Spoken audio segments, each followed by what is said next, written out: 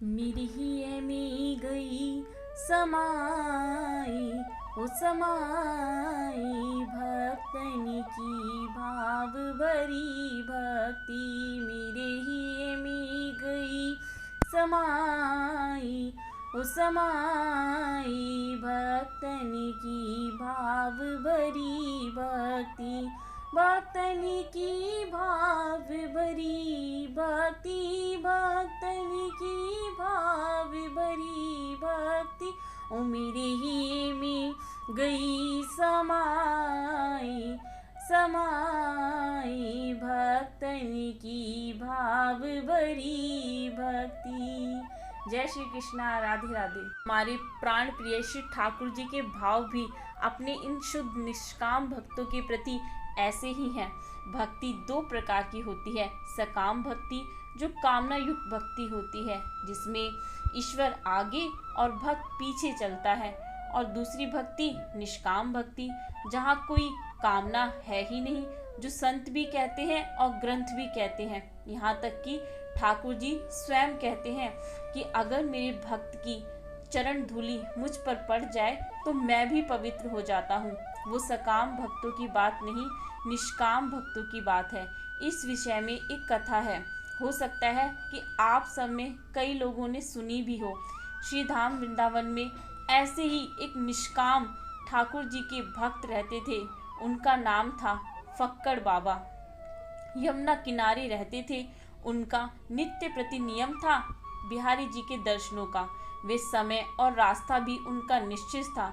वे प्रतिदिन उसी समय उसी रास्ते से नित्य प्रतिदिन बिहारी जी के दर्शन करने के लिए जाया करते थे। अगर आप श्री धाम वृंदावन में बांके बिहारी जी के मंदिर में गए होंगे तो आपने देखा होगा कि बिहारी जी जहां अपने भक्तों को दर्शन देते हैं, गर्भगृह में स्थित होकर वहां प्रकाश नहीं होता, केवल दीपक की रोशनी से ही दर्शन दिए जाते हैं। तो उस दीपक की रोशनी में उन्हें बिहारी जी के कभी दर्शन हुए ही नहीं। वो उस दीपक की रोशनी को ही बिहारी जी समझकर दर्शन कराया करते थे। लेकिन जब वो मंदिर से बाहर निकलते तो अन्य भक्त जब बिहारी जी की पोशाक श्रृंगार की बातें करते तो बड़े विस्मित होते कि अरे इन्होंने ये कैसे देख लिया, मुझे तो कुछ दिखा नहीं। लोगों को बात करते सुनते कि आज बिहारी जी ने क्या श्रृंगार धारण किया था, गुलाबी रंग की ड्रेस पहनी हुई थी, क्या मुकुट था, कितनी सुंदर माला धारण की हुई थी। बाबा ने सोचा मुझे तो कुछ दिखाई नहीं दिया, ये लोग बातें कर रहे हैं। उन्हें ग्लानि होने लगी। दूसरे दिन भी यही हुआ। आज बिहारी जी ने नारंगी पोशाक धारण की हुई थी, मोतियों की माला तो क्या कहना। तीसरे दिन भी फिरोजी कलर की, फिर पीले रंग की। रोज नए नए तरह की पोशाक, नए मुकुट, नई मालाएं, नए श्रृंगार। ये सुनकर उनकी ग्लानि बढ़ने लगी। क्या मैं इतना पापी हूँ, इतना अधम हूँ, और जो सबको बिहारी जी दर्शन दे रहे हैं मुझे उनके दर्शन नहीं हो रहे हैं। फिर सोचा कहीं मेरी आंखें खराब ना हो। दूसरे दिन गए तो आंखें खोल खोल कर मसल मसल कर देखा। फिर बाहर आए, सभी भक्त लोग तारीफ कर रहे थे श्रृंगार की। आज बाबा का बड़ा ही पश्चाताप हुआ। अंदर ही अंदर आत्मग्लानि से भर गए। मैं इतना पापी हूँ, इतना अधम हूँ, बिहारी जी मुझे दर्शन ही नहीं दे रहे। उन्होंने निश्चय किया कल मैं फिर दर्शन करने आऊंगा, और यदि मुझे दर्शन नहीं हुए तो यमुना जी में कूदकर अपने जीवन का अंत कर दूंगा। जैसे ही उन्होंने यह निश्चय किया, बिहारी जी का हृदय भी अपने इस निष्काम भक्त के लिए विचलित हो गया। जिस मार्ग से वो बाबा प्रतिदिन बिहारी जी के दर्शन करने के लिए जाया करते थे, उस मार्ग में एक कोढ़ी भी रहता था। बिहारी जी कोढ़ी को सपना देते हैं अपना कोढ़ ठीक करवाना है। वो कहता है महाराज क्या बात कर रहे हो, बड़ा परेशान हूँ, आपकी कृपा हो तो इस रोग से मुक्ति पाऊँ। बिहारी जी कहते हैं एक उपाय बताता हूँ। इस मार्ग से प्रतिदिन एक फक्कड़ बाबा दर्शन करने जाते हैं बिहारी जी के।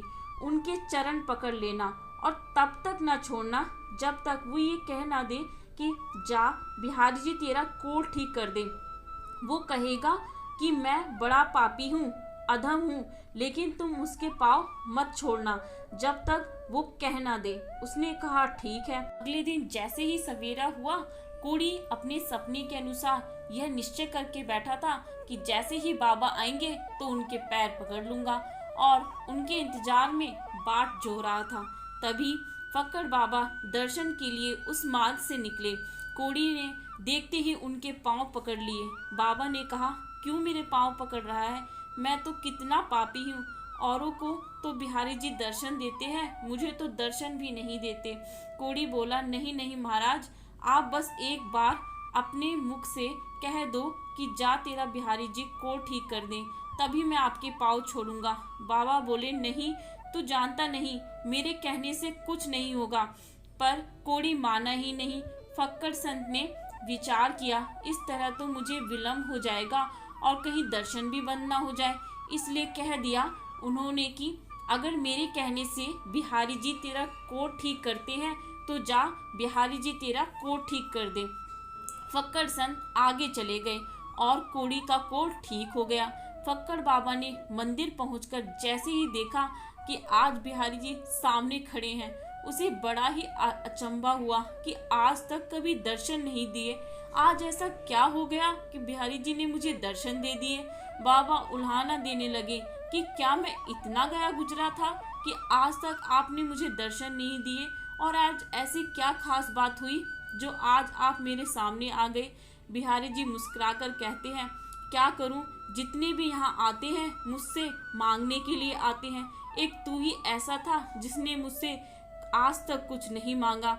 ऐसे निष्काम भक्तों की भक्ति तो मैं स्वयं खुद करता हूँ, उनके दर्शनों के लिए तो मैं स्वयं ललायित रहता हूँ, तो मैं उसे क्या दर्शन देता, क्या मुख लेकर तुम्हारे सामने आता।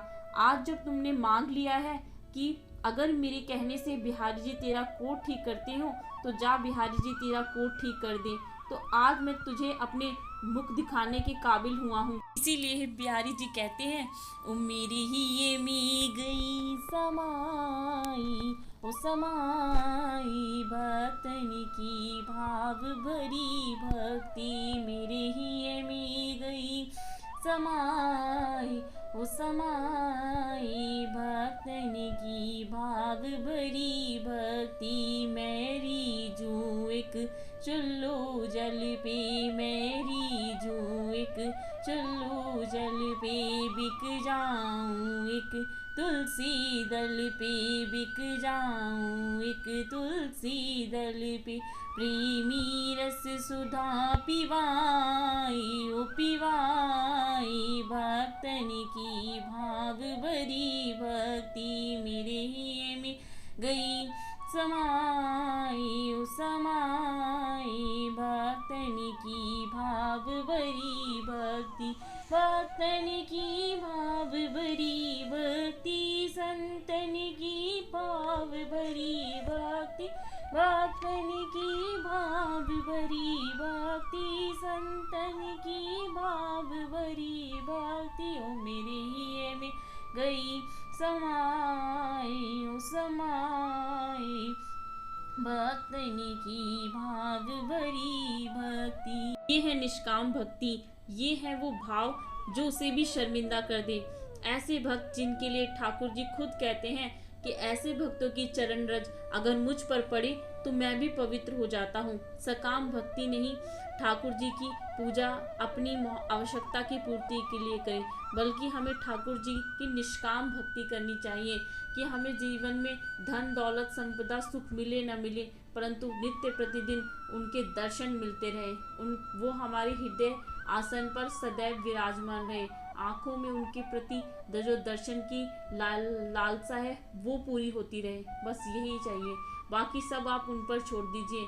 वो ऐसे ठाकुर हैं, अपने हर भक्त की बिना मांगे इच्छा पूरी कर देते हैं, तो उनसे मांगने के उन्हें शर्मिंदा क्यों करें मांग कर, वो तो बिन मांगे ही अनमोल रतन देने वाले हैं। तो ऐसे निष्काम भक्तों की, संतों की जय। बोलो वृंदावन धाम की जय, बोलो वृंदावन रसिक संतों की जय। जय जय श्री राधे, जय जय श्री राधे, जय जय श्री राधे श्याम। तो मैं ऐसे ही और प्रभु के ऐसे ही असीम भक्तों की कथा लेकर आपके सामने फिर से आऊंगी। तब तक के लिए हरे कृष्ण कृष्ण कृष्ण हरे हरे, हरे राम राम राम हरे हरे। इसी प्रकार ठाकुर जी के नाम का जाप करते रहें।